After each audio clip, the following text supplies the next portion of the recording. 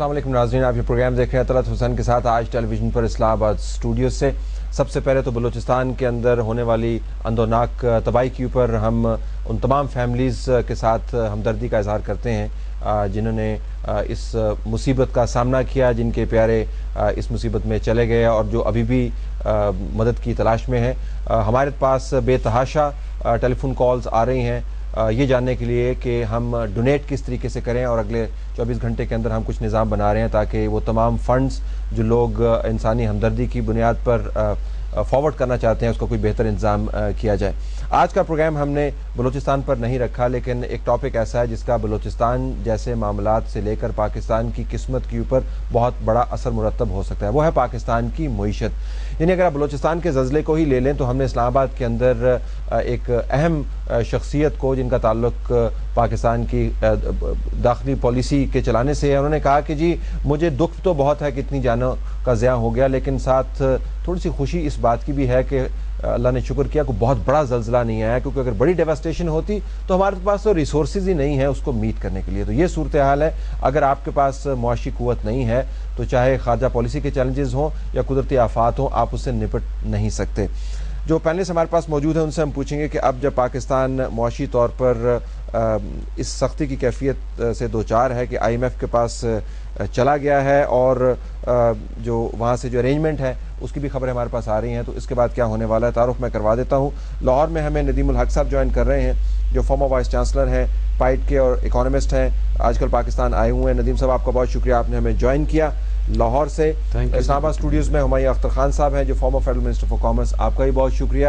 ان کے برابر میں ڈاکٹر ظہیر احمد صاحب ہیں جو پریزیڈنٹ ہے شفا ہاسپٹل اینڈ چیئرمین ہے تحریک تعمیر ملت فاؤنڈیشن کی، آپ کا بھی بہت شکریہ۔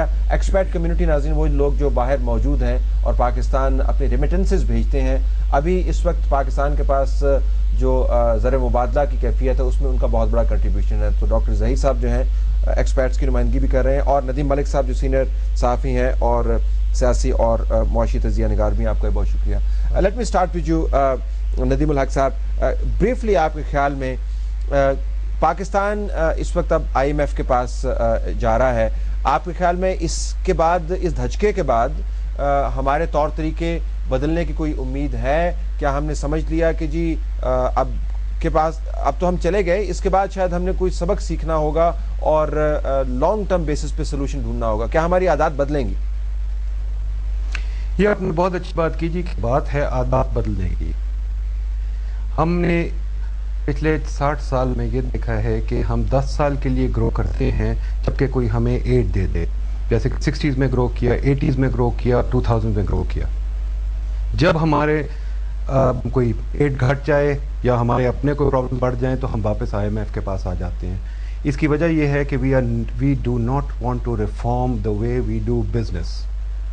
ہمارے ملک میں reform is a dirty word, ہر گورنمنٹ ہے، میں کسی ایک گورنمنٹ کو نہیں بلیم کرتا، نہ ملٹری گورنمنٹ، نہ civilian government, not democratic government. No government wants to reform the basic institutions of Pakistan. The basic institutions are in total disarray. ان کو ریفارم کرنے کی ضرورت ہے، ریفارم کرنے کی ہمیں عادت نہیں ہے۔ ہمارے صاحب ایک ہی ملک ہے، اس کی ایک ہی معیشت ہے، it's like having only one life.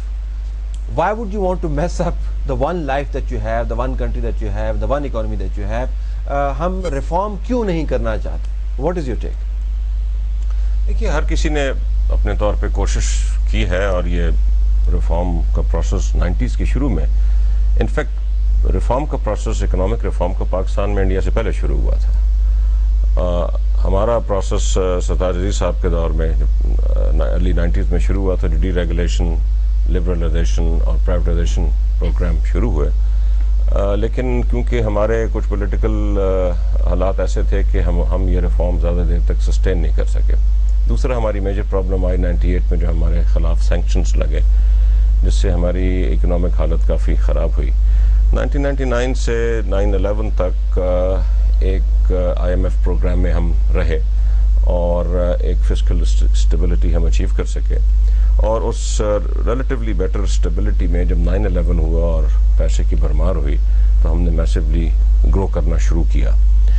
ہماری گروتھ کے مسئلہ یہ تھا کہ وہ growth definitely consumption oriented growth شروع کی ہم نے، इंडस्ट्री ने भी ग्रो किया, बट इंडस्ट्रियल ग्रोथ ज़्यादा सस्टेन नहीं कर सकी. और एग्रीकल्चर ग्रोथ तो मैं हमेशा कहता हूँ कि it depends in this country on mother nature, क्योंकि हमने एग्रीकल्चर पर आज तक कोई काम नहीं किया. हमारी जब रेमेडी आई, मॉनेटरी पॉलिसी रेमेडी, तो it came to little to late. हमने जब हीट अप होनी शुरू हुई इकॉनमी, तो हम ये फिगर नहीं कर सके कि हमारा मसला क्या है. हम फील गुड स्टोरी. ये नदीम साहब ये बात करें कि यू रिएक्ट टू सिचुएशंस. मसलन ये कि आपके पास बहुत प्रेशर है तो आप रिफॉर्म की बात करेंगे, बट हिज पॉइंट इज कि हम रिफॉर्म करना ही नहीं चाहते अमली तौर पर. लेट मी हियर ज़हीर साहब ऑन दिस पॉइंट. इसमें तलत साहब एक और मैं छोटी सी बात ऐड कर दूं. जी जी कि हम रिफॉर्म की स्टोरी में एक और चीज़ वी नीड टू ऐड कि जी हमने अपनी किसी इकोनॉमिक पॉलिसी मेकिंग को कभी की नहीं. एक और हमारे मुल्क में बहुत बड़ी मिलेज है कि एवरीबडी इज़ एन इकोनॉमिस्ट. हम अपनी क्रिकेट टीम में we allow professionalism, but we do not allow professionalism in our economic policy. In none of our economic institutions are there any economists of any merit. We do not allow economic policy to be made on the basis of professional merit on any technocratic अच्छा, वैसे cricket की story भी मैं क्या कहूँ कि cricket भी हमने बहुत अरसे तक पिछले 4-5 सालों में एक अमेरिका प्लेयर डॉक्टर के हवाले की रखी थी. Frankly he was. Let me add one thing if I may. Ji go ahead. देखिए, मेरे ख्याल पाकिस्तान में रिफॉर्म तो हो रहे थे. मैं समझता हूँ कि पाकिस्तान में जो बेसिक इकोनॉमिक पॉलिसी मेजर्स लेने चाहिए थे सही टाइम पे, वो हमने नहीं लिया. रिफॉर्म तो आबाद की बात करें. द अदर थिंग इज कि with this huge upheaval globally in financial markets, I think reform, or what kind of reform a country needs, is a big question mark right now. देखो वो तो Because अभी ये tsunami आपके sir पे लग गया ना जी. बहुत ज़्यादा जो डीरेगुलेशन और लिबरलाइजेशन और प्राइवेटाइजेशन हुई है, ये जो बहरान है, ये उसका भी नतीजा. लेकिन हमारे सब वो तो अब आप इस वक्त आर्गूमेंट कर सकते हैं ना, जब सारी दुनिया उस पैराडाइम को क्वेश्चन कर रही है. जब क्वेश्चन नहीं कर रही थी, were we reforming? Zaheer sir, let me here your point of view on this. जी, बिस्मिल्लाह रहमान रहीम. तलब भाई, ये जो आज हम तमाम प्रोसेस में पहुँचे हैं, ये कोई एक दिन में तो हम नहीं पहुँचे. रिफॉर्म्स हों या नॉन रिफॉर्म्स हों, इशू ये है the country has been independent for last 60 years. और यहाँ पर एक सिस्टम आता है, फिर दूसरा आता है, तीसरा आता है. उसकी डिटेल में मैं नहीं जाना चाहता. मेरा पॉइंट ये है कि इस मुल्क में आज तक किसी गवर्नमेंट ने भी इंस्टीट्यूशनलाइज नहीं किया पॉलिसीज़ को. बुश फायरिंग की है, उधर लग गई, उधर लग गई, उधर लग गई. आज ये सब लोग रिस्पॉन्सिबल हैं फ्रॉम ऑल दी गवर्नमेंट्स कि उन्होंने इस पाकिस्तान को आईसीयू में दाखिल करा दिया. अभी उसको ये नहीं पता कि इसकी कितनी बीमारियां इसको लग चुकी हैं, आईसीयू में क्यों आया है. अब उसको ऑक्सीजन की ज़रूरत है, कहते हैं उसके बाद वो फौत हो जाएगा. तो हमें जो ये प्रॉब्लम हुआ है, अब इसके इशूज़ ये नहीं है कि हम 2 मिनट में इसका सोल्यूशन ढूंढेंगे. ऑफ कोर्स जो आपने पहले बात की थी कि हमें शॉर्ट टर्म और लॉन्ग टर्म दोनों की बात करनी है. ऑक्सीजन देने के लिए क्या करना चाहिए, वो एक शॉर्ट टर्म फिनोमिना होना चाहिए. मैं प्रिस्क्रिप्शन पे अभी नहीं जाता. मैं सिर्फ इस पे पहले ये जरा थोड़ी सी वजाहत इसकी कर रहे हैं. जब कहते हैं कि सब रिस्पॉन्सिबल हैं, वापस इस पॉइंट पे आइएगा, तो क्या ये जानते बूझते हुए ये नाअहली है, निकम्मापन है, साजिश है, डिसइंटरेस्ट है, क्या है? देखिए जी, आप मुल्क की इकोनॉमी के साथ इस तरह क्यों खेलेंगे? इसका मेरे ज़हन में तो सिर्फ एक नक्शा आता है, वो ये है कि no political will and no sincerity to the nation. Deep sincerity जगह पैशन कि मैंने इस अपने मुल्क की खिदमत करनी है, वो पैशन आज तक पैदा नहीं हुआ.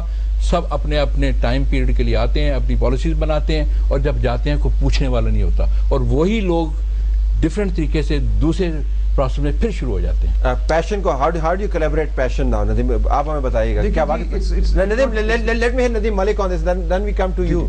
जी देखें, इसमें एक जो बुनियादी बात है, अभी डीरेगुलेशन का 90s की रिफॉर्म का जिक्र हुआ. 90s की जो अर्ली 90s की रिफॉर्म थी, डीरेगुलेशन के नतीजे में पाकिस्तान में प्राइवेट फॉरेन करेंसी डिपॉजिट्स आए थे. 98 में हमने उनके साथ क्या किया.